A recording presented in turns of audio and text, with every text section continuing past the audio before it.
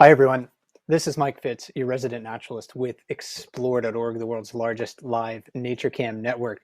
It's been another superb year at Brooks River in Katmai National Park, Alaska, and we had the pleasure of witnessing it on the bear cams brought to you by Explore.org and the National Park Service. To recap the season that was, and maybe even contemplate the bears' experience this winter, I'm joined by Explore.org founder Charlie Annenberg. And if you have questions for Charlie and I about brown bears or Katmai, or maybe what we think about the webcams, you can go ahead and drop those in the comments. Courtney from Explore will be sending those questions in our direction. We'll try to answer as many of those as we can during the conversation today. And Charlie, it's great to speak with you once again. I always look forward to our conversations. I wonder, is it accurate to describe you as a person who's as much of a bear cam addict as anyone? I might be number one fan, although I have seen, such incredible following, so much love from so many Explore fans. But, you know, I definitely am, I'm in the 1% group for sure. No question about that. And I say that because a little trivia, something people don't know about me, is that the fans are so helpful to Explore in so many ways, but one way for me personally is the galleries. Every morning, as part of my routine, I review almost every photograph that's taken at Explore. And so I see what the fans are doing, and they capture so many special moments. And those moments we end up turning into videos. So the fans are basically help us in so many ways. But I'm always looking at the work and the cams, and they just bring me so much joy and happiness. I think that's a great way to start the day. Actually, I might be starting to do that because it's easy enough to start doom scrolling when you wake up in the morning. You could either do that, you can turn on the radio or the morning news or whatever, and then all of a sudden you're bombarded with bad stuff. But I think that's a great way to sort of set your mind at ease and get ready for the day by looking at sort of like the joys that we can experience through the webcams. There is so much magic that happens every day. Um, it's indescribable. And, it's funny going back to bears, the fans take so many photos of bears that sometimes I can't even look at the other things. But as a result, I guess what I'm saying is this season in particular, I've looked at the photos that people have taken and been on the webcams every single day since we started. So it's been an incredible journey this season. In fact, I don't know if other fans feel like this, but I'm a little sentimental that it's coming to a close. It actually, they've really become such an integral part of my life, and I don't know, there's something about these bears. They're magical, they're mystical, and I'm gonna miss them actually quite a bit. There's nothing like You're them. not You're certainly not the only one. I think I've been reading a few comments like that where people are like, well, what am I going to do? I invite everyone to, maybe try to watch some of our other webcams. I mean, the polar bear cams are at prime time right now, so they're wonderful to see. I enjoy watching some of the underwater cameras because that's a habitat ecosystems that are very difficult for me to access. I'm fortunate enough to be able to go to Brooks River, and I worked there in the past as a ranger. But like the underwater cameras and some of the tropical environments, I think those are quite wonderful. And then traveling to Africa every day. I mean, we don't normally have that opportunity, but we can do that right on the webcams, and I love doing that. And we've also just added an incredible sloth cam down in Costa Rica. Some of these baby sloths are so cute, it's not believable. A flamingo cam down in Africa, an endangered, not endangered, but a rhino sanctuary. There's a new bird life sanctuary off Sacramento. And this is what I could tell people. If you ever want a trick, like where do I go or how do I curate? Just look at the gallery of photos. I see so much magic every day. Not to mention the Northern Lights have been out. But I'm going to be honest, the Bears, there's something about them. They entertain us 24/7. But there is so much magic still out there that, yeah, these baby sloths, woof, they are really cute. So if you need a dose right at your heart, that's going to be incredible. Absolutely. And We do have a few audience questions rolling in right now. And before we get to some of those, Charlie, I did want to ask you if there was like a particular moment or scene this summer on the bear cams that you found memorable. This whole season was memorable. I mean, let's do a quick recap. You know, it started with Candace and the Explore team getting the cameras up earlier than we've ever had, which we thought we were exciting. But there was a catch to that. The salmon hadn't been running and the bears hadn't showed up. So there was a lot of panic in the beginning of the season, like, oh my God, what are we going to do? And then, of course, Otis. I mean, Mike, you even pronounced him potentially deceased. None of us believed it. End of it was it July 26th, and here comes Otis walking up Brooks River, ready to take his position. So no matter how we slice it, the story of Otis this year is remarkable. But that's just one bear. I mean, I know that our fans love Otis. Chug shows up with that Harry Potter scar. I mean, incredible. 747 is magnificent. Grazier looks like she might need a bear psychologist going after everyone. Then there's 902's cub, which was very scary in the beginning of the season. She's at Brooks Falls in the middle of the river, all thin. I mean, I thought that was nerve-wracking. You know, I'm always a sucker for when I see the nursing of cubs like Grazer. There was a moment. I mean, what a mom Grazer is, and Amelia, and of course Holly. I mean, I could go on and on. You know, I was really impressed with how handsome Walker got. Poof, that bear. I mean, I don't know. I don't remember him being that big. And the whole season was amazing. And you know, what really caught me as the season wound down is how hardworking I call Otis Chompers. So how Otis Chompers Magoo there. He's in a snowstorm still fishing. I mean, I wanted to tell him it's time to go home and hibernate. And it's amazing that we go from spring to seeing even some snowfall and a few bears. So many memorable moments. I mean, let's not leave out that there were over 33, maybe 40 to 50 bears at the Brooks Falls lip at one time. I mean, I've never seen that. I mean, it used to be 7 to 10 bears. So as you see, I could go on and on. There were so many amazing moments. Wow, incredible. Yeah, with those moments in early August this year where we had again 30 bears or more at the waterfall, that was particularly surprising to me. I mean, sometimes we see concentrations of like that of bears like that in the past, but not in August, certainly. So, you know, with the salmon kind of running a little bit late, and at points and times, even though the salmon run was quite strong this year, it was a little light in the river. So it sort of forced all of the bears into the waterfall at the same time at a weird time of the year. We really didn't see that happening in August before. That was usually sort of a July event as the salmon were migrating. So we had this interesting combination of factors this year that led to that gathering of bears, so many bears in August. Daphne. And then also, um, for me, watching Grazer this year and her defensiveness, I thought maybe if she had yearlings, big yearlings at that, she might be a little less likely to confront other bears. But no, she did not take a step back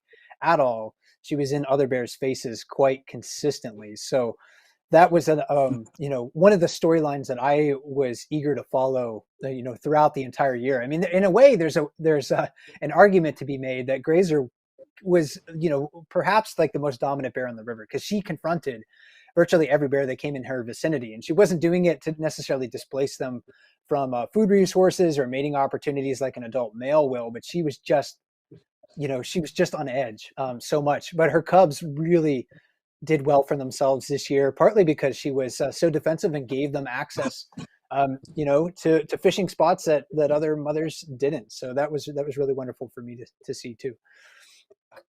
Correct. Yeah, like I said, I mean, you can't, all the, you know, it just, you know, when you watch the Bears over the whole season, they all have their own unique personalities and traits. And I totally understand how, you know, all these like almost micro fan clubs happen. I mean, and that's what makes this cam in particular so unique is every day there's a story unfolding, but there's so many characters in this play. And again, what I love about the Katmai cam is nature is working here. And that's why I'm always in awe of the work you've done, Mike, and the fish, park and fish, the rangers. I mean, to see nature working and we have 24-hour light, it's such a happy story. And like I said, an incredible season, but every year is a beautiful season. But this one was really neat.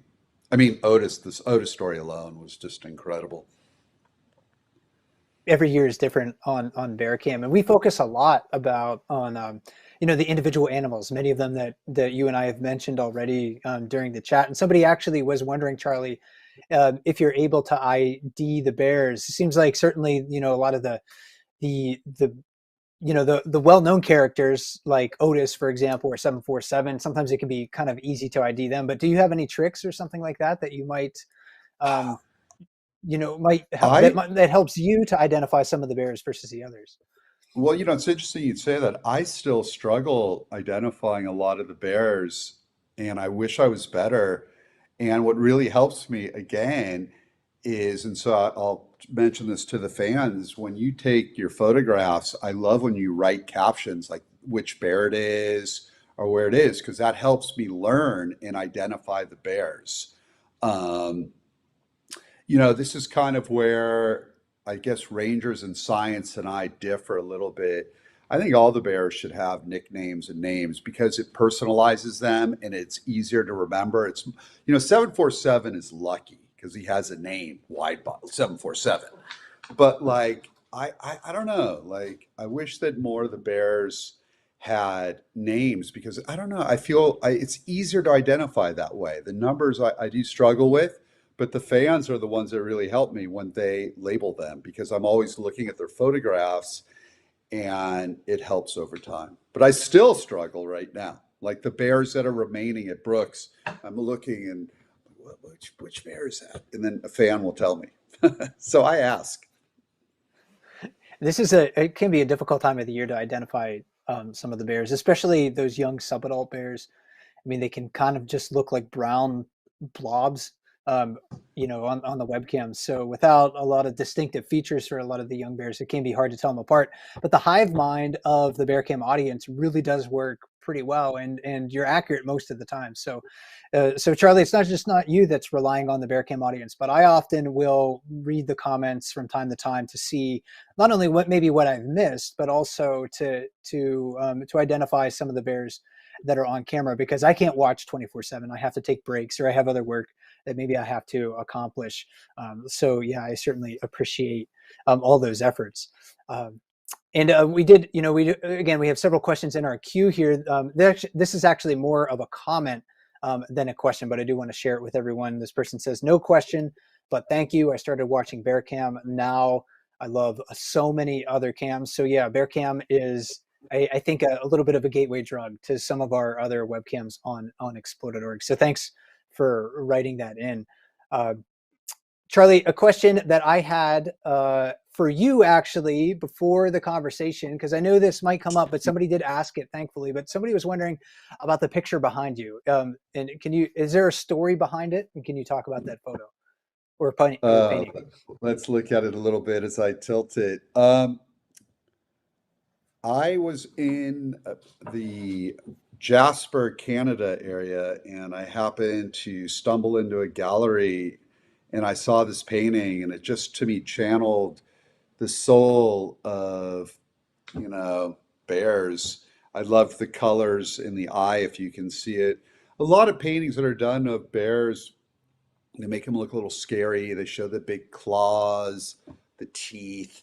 And I thought this one just had something that was so soothing. And I'm not really much of an art collector. So for me to purchase them, and you see these colors in this paint, it's a special bear, and it kind of reminded me of Katmai. So yeah, no, it's my bear buddy, my bear pal behind me.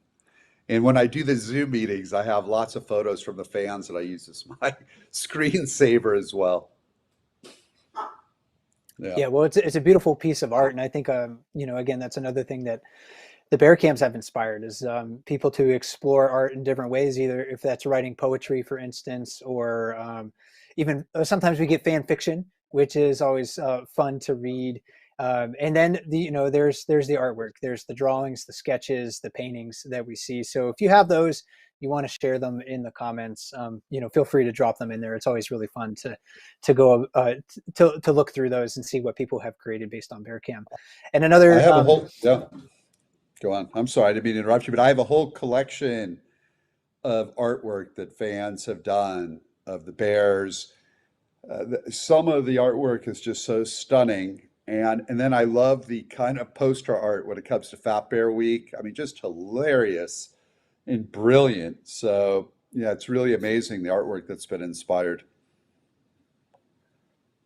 And another comment, just thanking us and thank you for everyone for your support of the Bear Cams. This person says the Bears in Katmai just warm my heart. It's such a truly special place. Thanks to Explore for having such a profound impact on my personal life. And you're quite welcome. We love reading comments like those. And and Charlie, somebody is wondering, and I don't know if question is for both of us. Maybe we can answer it simultaneously. Sure. Somebody was wondering, do you have a favorite all-time favorite bear? Maybe I'll let you think about that for a moment, because I've been seeing that in the comments here, and I have a little bit of an answer that I can give, because I know people might assume that it is Bear 747 for me. And while I recognize 747 as a very great bear, I can't say he's my favorite. I do think that his story, though, is fascinating because it's part of a larger story of like the bear hierarchy and bears sort of ascending through that hierarchy. When I first visited Brooks River as a ranger in 2007, 747 was kind of a young bear. He was not. He was older than what we see 503 as now, or maybe right about the same age. So he's kind of like a happy-go-lucky bear at that time. And one thing that I saw happening frequently is Otis would displace him from the jacuzzi. 747 was a good angler at the time, but he just didn't have the body size to compete with like the really big adults that were using the river at the time. And that includes bears like Otis. So Otis would come in, he would shove 747 out of the jacuzzi if 747 didn't yield, and 747 found another place to fish. So it's been really fascinating for me to see sort of his growth, really him ballooning into a giant of a bear over time. And then also, I'm interested in following the stories of some of the other bears that we've seen on Bear Camp for a number of years. Holly, she's been a successful mother. 402, another very successful mother. It's been really fascinating to watch Grazer and her parenting techniques, and she's so defensive. This year, Charlie, you mentioned seeing number 909 and how that can be sort of a stressful event early in summer because she was taking her spring cub in the middle of the falls and she didn't have that maternal experience to rely on. So to see her sort of like mature as a mother throughout the summer, and I'm looking forward to seeing her story mature even more next year. So I can't really say I have a favorite bear, but there's a ton of stories that I love to follow. I don't know if you have an all-time favorite though that you want to share with us. Well, all-time favorite, again, what I said earlier is that each bear has such a unique personality. And, Mike, I like what you said because I tried to make a few films on the bears this season with voiceovers, so I was doing some research. And what's really remarkable is, most of these bears show up to Brooks Falls as thin, scrawny, small bears, and now they're these dominant, majestic bears. And so you get to know them over the years, and they're all so unique. Um, wow, I mean, there's just I'm just one big bear. I love them all. I try to channel them all. I mean, each year, I think a few bears crop up for me that I get to know more personally. That's what I'm saying. Like Grazer's personality, I really enjoyed. I love the way the fans Grazer Edding. Um, Something about Chunk's face for me is the cutest thing I've ever seen with that Harry Potter scar. But no, I love them all. I mean, obviously, not an easy question. No favorites. I'm going to divide the pie equally. I've just love to see them all, and we'll miss them all. I'm looking forward for them to return, and I hope they have a great hibernation season. You know, And I found it it, interest. yeah, I it, found it interesting. Yeah. Anyways, go on. well, yeah, each one of those bears is a unique individual, and I think that's one of the things that is unique about watching bear cam is that we get to know these animals on an individual level, and that's such a rare thing for a wildlife watching experience in a national park. Usually, bears and other wildlife, they're just sort of anonymous individuals, utilizing the habitat. We get a glimpse at them, and it's cool and it's really fun and worthwhile and memorable. But it's nothing like the level of knowledge that we have with bear cam. Uh, Charlie, there's a question in our queue here. Actually, one that you asked me before the chat formally began, and we were just talking before the start of the broadcast. Somebody was wondering, is it surprising that a mama bear and her babies are still at the river at this time of the year? And as Charlie and I were talking before the broadcast, I was kind of running through some of the reasons why it's not necessarily surprising to see bears using Brooks River this late in the year. And I think there's a few factors that work into that for this year. We don't always see bears using Brooks River in November, but occasionally we have. And the webcams are really allowing us to observe that, because in prior years, yeah, the Rangers left before bear cam became a thing. Rangers left in October, and the river basically was just kind of left to its own devices. So what happened after people left was largely a mystery. But this year we had a pretty strong salmon run, even though it did come a little bit late to Brooks River. So there's a lot of fish around, and it seems like there's just enough fish available for bears to scavenge successfully. So we're not seeing a lot of bears at the river. It's just a few individuals at this time of the year, including one mother bear, number 504, and her two spring cubs. I remember, though, I think it was either 2013 or 2014. I think 2013, going to Brooks River in November and seeing 402 and her spring cubs in November. So it happens every once in a while, but I think there's maybe just enough food available for them, and that's partly because of the strong salmon run that we had this year. So I don't think there's any reason to worry about any of the bears that we're seeing at the river this year. They all look pretty pudgy to me, even though they're still scavenging. A lot of the other bears that left, not all of them are probably at their denning sites. In fact, most of them are kind of still wandering around, especially the big adult males like 747 and Chunk, for instance. They're probably not going into their den until later in the month at the earliest.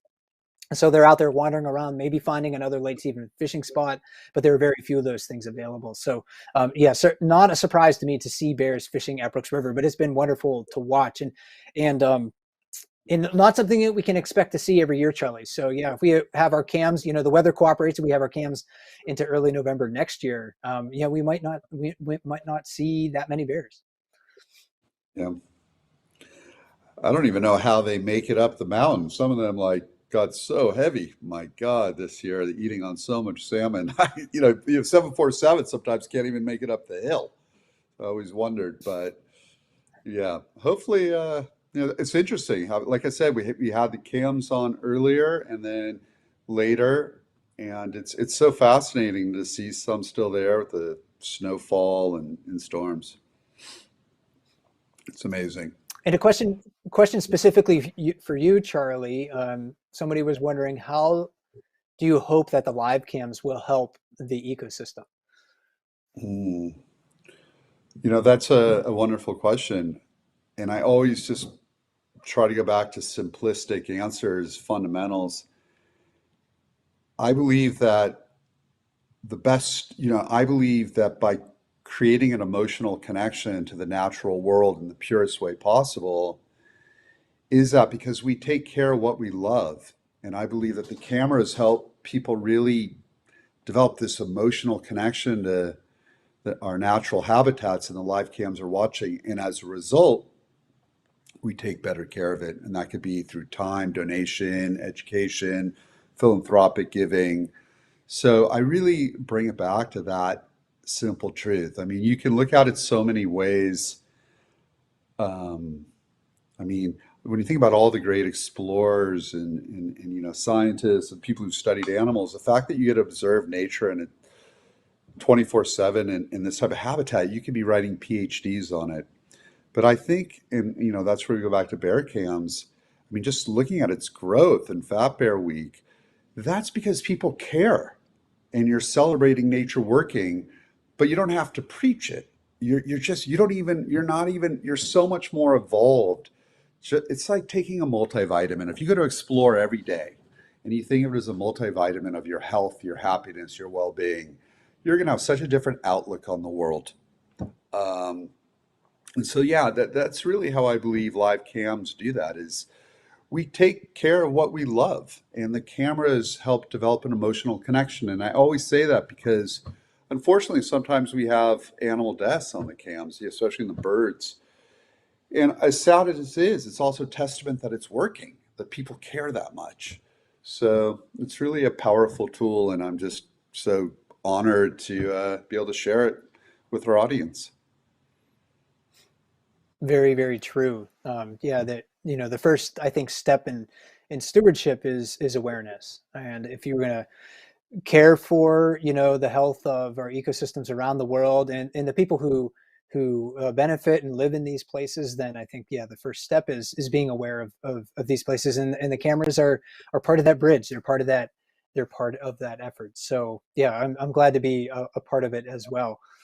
Uh, Charlie, we do have several more questions. I've been saving this one because I know it probably has a very long story. We could probably do a whole live chat just about this. But I am also curious to know about this as well. Can Charlie explain how explore.org came to be? Oh, let's do, you know what? That is such a good question. I don't really know if the fans like to hear me speak or not, but the origins of Explore would be, Mike, maybe another great future, topic because I take it for granted, and we have so many new audiences, and we've been around for a long time that it would be fascinating almost to tell the story of Explore. But to put it in a nutshell, there's really like three components to Explore. Before the live cams, we were a documentary channel. And I've lived almost like a Forrest Gump like life. I've pretty much done a lot of things, and we've made all these films all over the world and in America. And the mission was always to champion the selfless acts of to champion the selfless acts of others and to inspire lifelong learning and to try to do it in the most neutral, pure way possible. And what I noticed over the years was something really interesting, and that the common denominator that I felt that connects everyone, doesn't matter what culture, what race, what economic status, are animals. Animals are a universal language. You could go into any second grade classroom anywhere in the world, and if you look above the chalkboard and around the room, you'll see drawings of animals that people have never seen. And I really saw this kind of magical connection.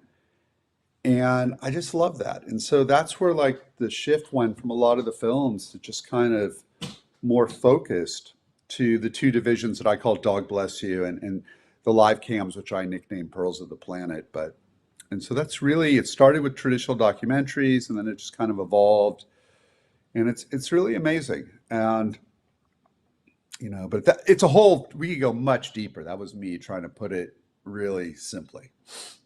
Many journeys, lots of good stories. Well, maybe we'll have to explore some of those stories Yeah. in the future. I think there's the audience would like to know more about that, and Yeah. it's a great story because I mean, your idea and coincides really with the advent of technology that allows for it. Not that long ago, maybe even as far back as like 2005, I don't think it could have happened. I mean, the technology just wasn't there. But it seemed to be like, yeah, right mind, right place. And yeah, I'm looking forward to seeing what we can bring forward in the future. I know we haven't gotten to all of everyone's questions. There are a few more here in the queue, Charlie. So if you have time to stick around for a few more minutes, maybe we'll try to I'm here. get I to them all. nowhere to All be. right. All right. Sounds good. Let's see here. I'll get to one that was, I think, maybe first in the queue, and I didn't get an opportunity to work it into the conversation. This is about DNA profiling for some of the bears at Brooks River. Uh, so somebody was wondering, are there future plans for DNA identifying of the bears? And right now, as far as I know, there's not. The National Park Service, would have to make that a research priority for them. So right now, it's not necessarily something that, like, it's a funding issue. Like, oh, we want to do it, but we don't have the money. It's a matter of staffing. It's a matter of finding the or making that a priority. And it's a little nuanced as well, because with the National Park Service and the way they try to study species and ecosystems within their parks, one of the aims of those studies is not just for curiosity's sake, but also to pair it with a management need, for instance. So if there's something like, hey, if this idea that we have will help us to better manage the animals or the ecosystem on a sustainable level, or at least monitor the things that make the ecosystem function sustainably, then that's something that we'll try to prioritize. So right now, there's not. I don't think the park has plans to identify bears through DNA at Brooks River, but I'm not going to say it's out of the question. So it just depends on what their priorities are. It's something that the Katmai Conservancy can help work to support in the future. So those are some of the things that, when you donate to the Katmai Conservancy, for instance, that your funding helps to support. And I know there was funding, for example, for Leslie Scora's master's thesis research about the bear monitoring program and the data that was collected in that over the last 20 years. So she'll be publishing her master's thesis, I think, hopefully this winter, and I'll be eager to read it, in full when that happens. So thanks to everyone who donates to the Katmai Conservancy and in wanting to support research for bears at Brooks River. And moving on to another question here, Charlie. Actually, a couple of related ones. Have you been to Brooks Camp? And somebody was wondering, have you and I ever had the pleasure of chatting in person? And we have.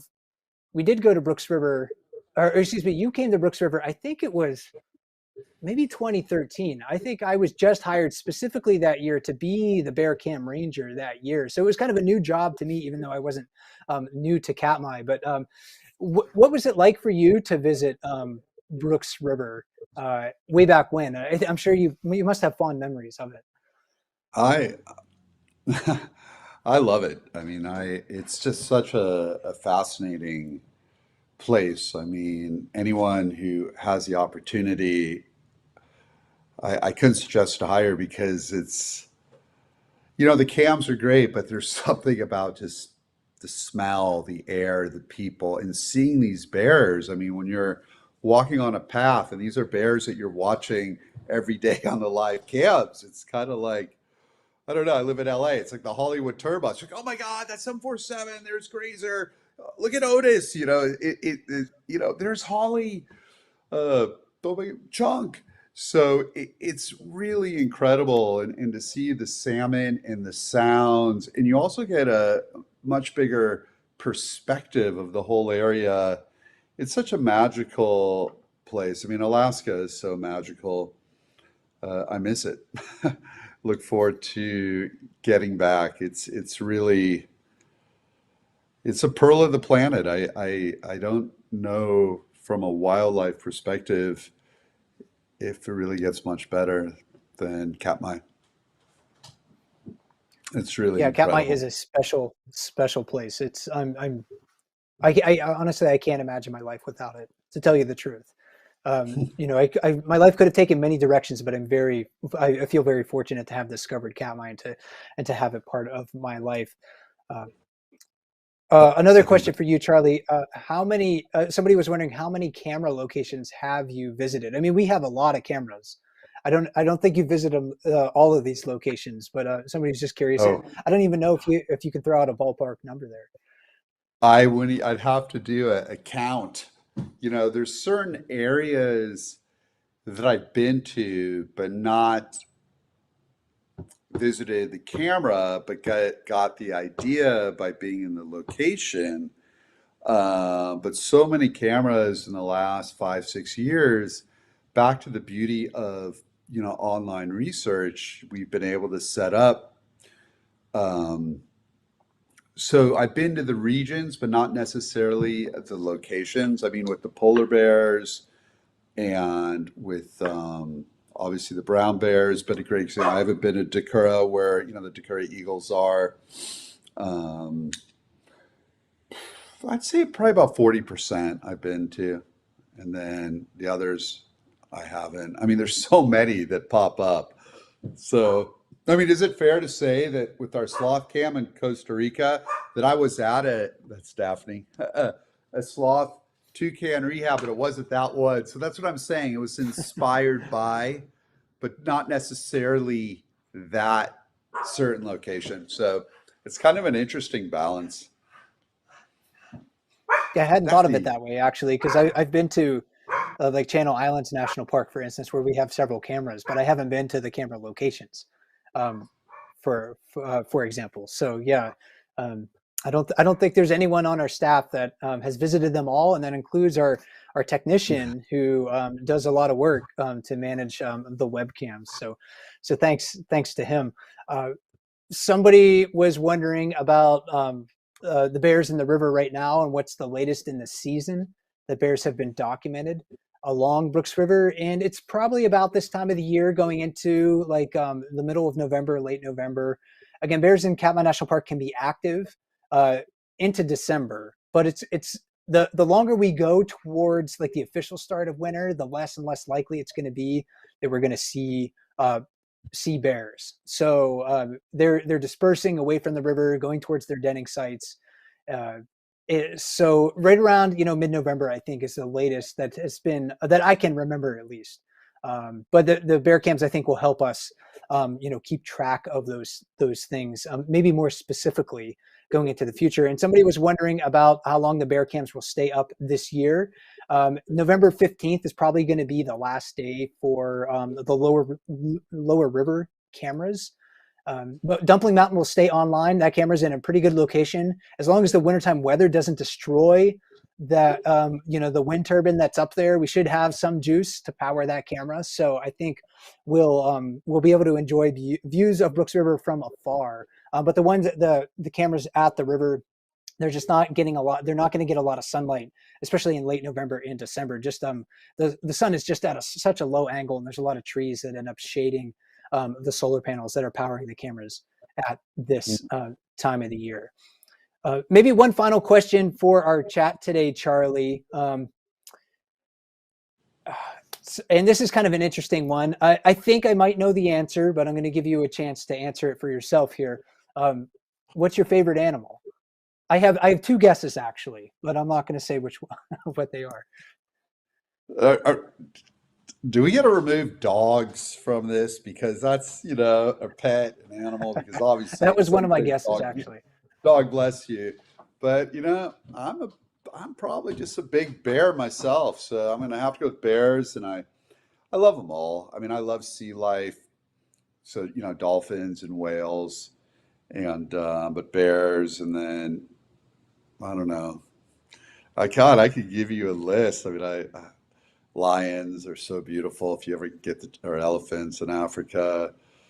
Um, so many, there's this, there are no favorites. It's just a beautiful tapestry. I'm gonna, maybe it's because we're close on this, and it's so hard to describe explore and in like what I do to explore.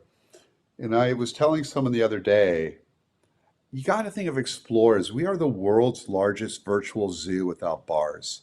And I feel like I'm the tram driver. And all I simply do is try to expose you to the beauty of the world so you can just see it and hopefully fall in love with it. And that is just such an honor and privilege to be able to do.